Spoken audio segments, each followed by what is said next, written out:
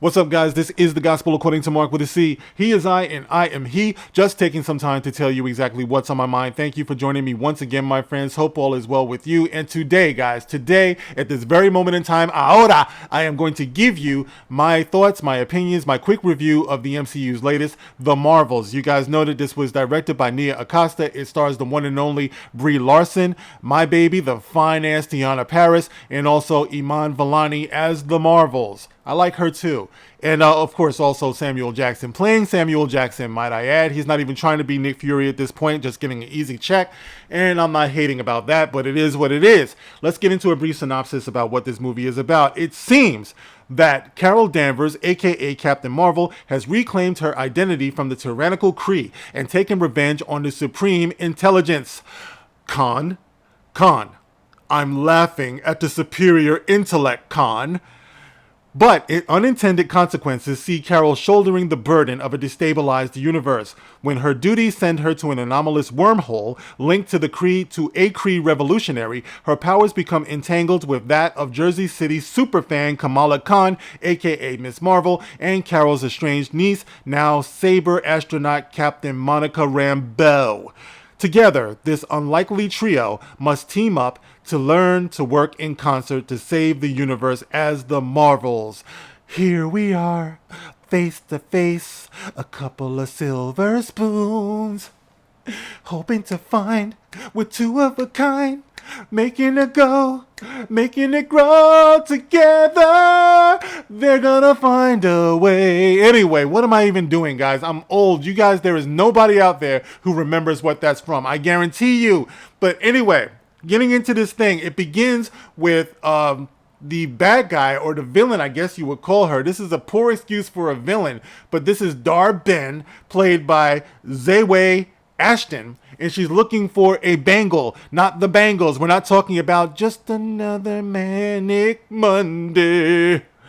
No, she's looking for a bangle, which is all powerful, because what it is she's driven by two things. She's driven by a need for revenge, to get revenge on Captain Marvel for just fucking up her whole planet and her whole people and all that stuff.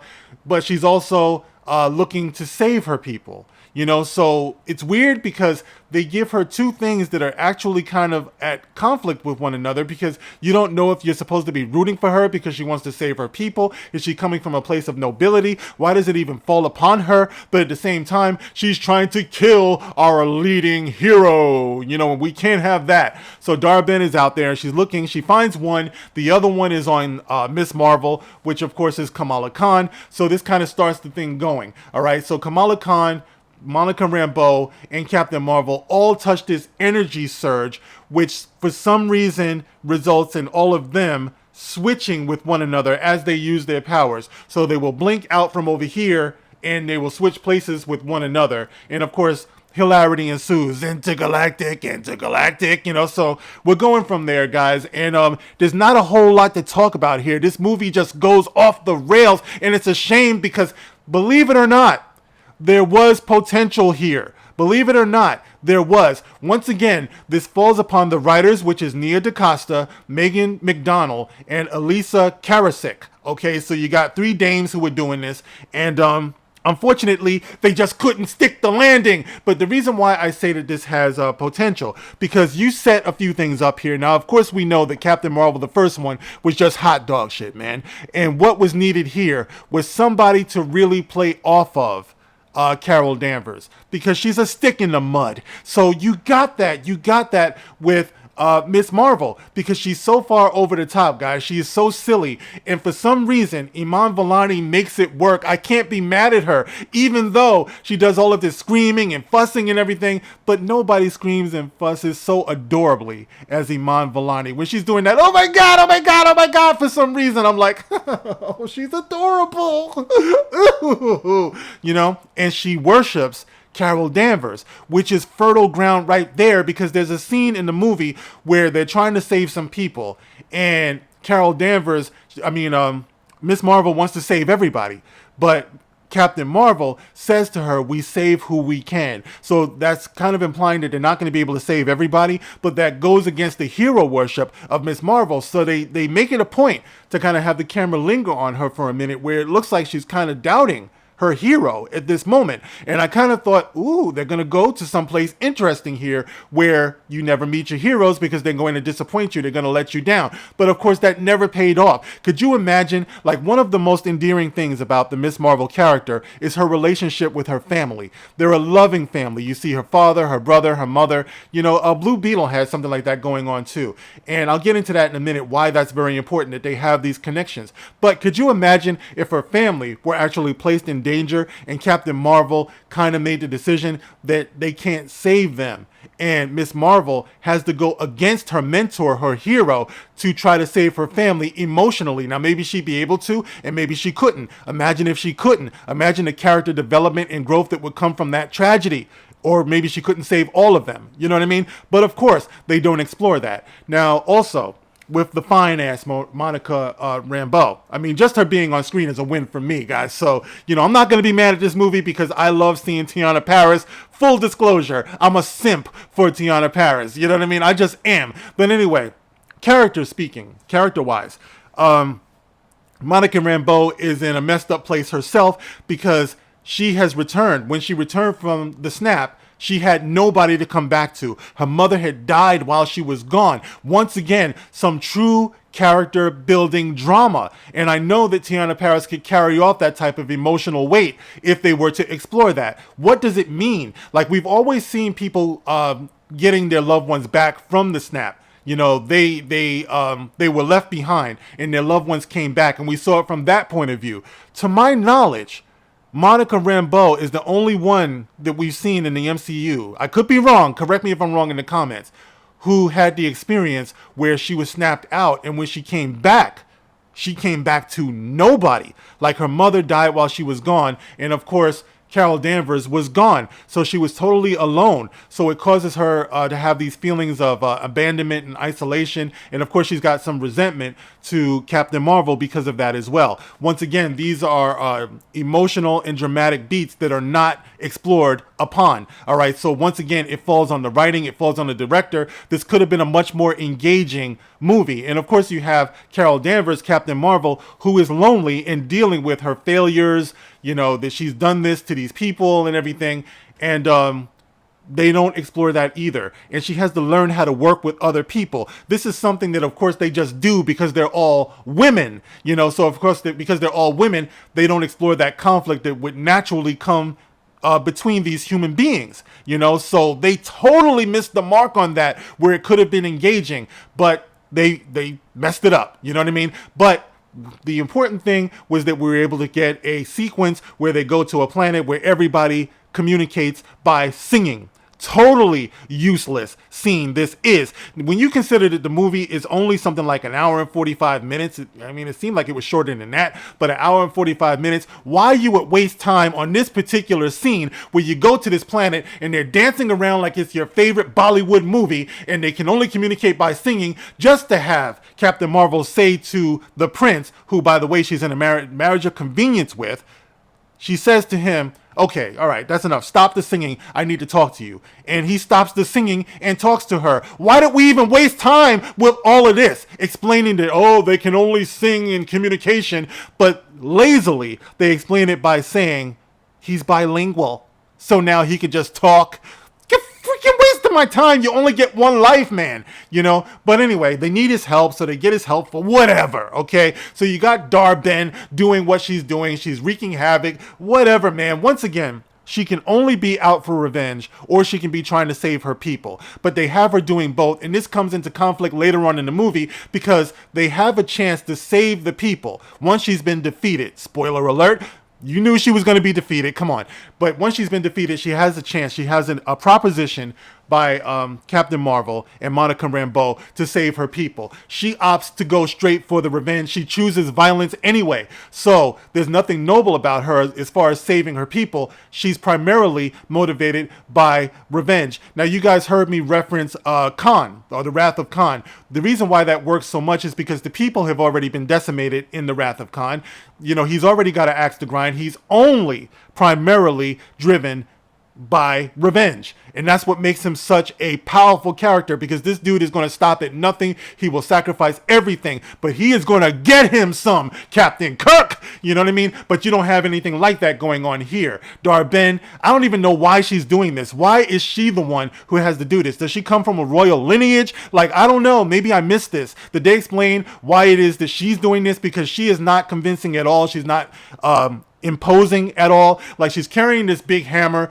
I guess it's supposed to be a callback to Infinity War, where you had, they were holding things like this, right? But she's got it, and she's just not coming with it, man. She's just not coming with it, and it makes no sense whatsoever, So anyway, who else you got going on here? Like I said before, you got Samuel Jackson, who's in here just completely phoning it in, guys. If I knew that Samuel Jackson was going to do this ultimately with the role of Nick Fury, I would have been totally against him even taking the role, because he, as a human being, has taken over Nick Fury. Nick Fury no longer exists. It's just Samuel Jackson. So that's what's going on there. All right. And you got the cats running around. There's this scene where the cat has a bunch of other cats, and they're playing this theme song from the play Cats, and we're supposed to be laughing at that. And it's just an utter narrative mess, guys. Miss this movie, guys. I'm trying to tell you. And it's just a shame, because the MCU used to be such an engaging thing. And I want to point something else out to you guys. You have three female leads. Now, I had mentioned earlier that one of the things that make Kamala Khan so endearing is because you see her relationship with her family. Now, you got three female leads. There is no there's no love interest at all. It's like you can tell they went out of their way to avoid giving them any type of emotional attachments, aside from, like I said before, Kamala Khan with her family, which makes her one of the most endearing things about this movie. Like I said, could you imagine if she had to fight for her family? Because when you see in the MCU, in the glory days, you had Steve Rogers fighting for Peggy. You had Thor fighting for Jane. You had Tony fighting for Pepper. You had, Doctor Strange fighting for Rachel McAdams. It's like, and of course, T'Challa, he had his little boo thing too. So I'm just saying, saving the world is one thing, but you have to have people in that world that you love that makes you want to fight even harder. One of the things that made Ripley such a legendary character, I remember this scene where she lost Newt. She thought Newt was dead. She slumped over.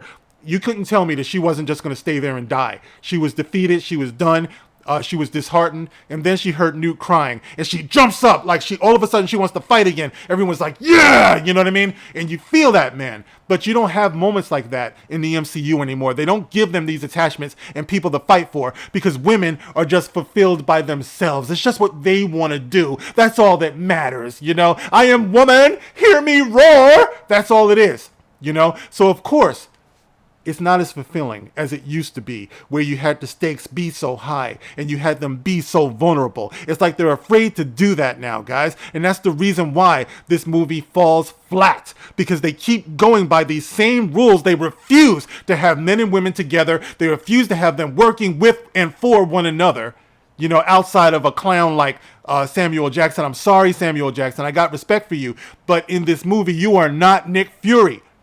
You're just comedic relief, just like her family, Kamala Khan's family. They are comedic relief when they should have maybe been put in danger or threatened or something like that. But you're not getting that from this, So basically, that's all that's going on here. And they give us a couple of scenes at the end. Of course, the credits roll and everything. And you see Kamala Khan going to Kate Bishop, saying that she wants to recruit her. Remember, guys, the Avengers are supposed to be the Earth's mightiest heroes. The Earth's mightiest heroes. I love Iman Vellani. I love the way she comes across. I even love Haley, what's her name?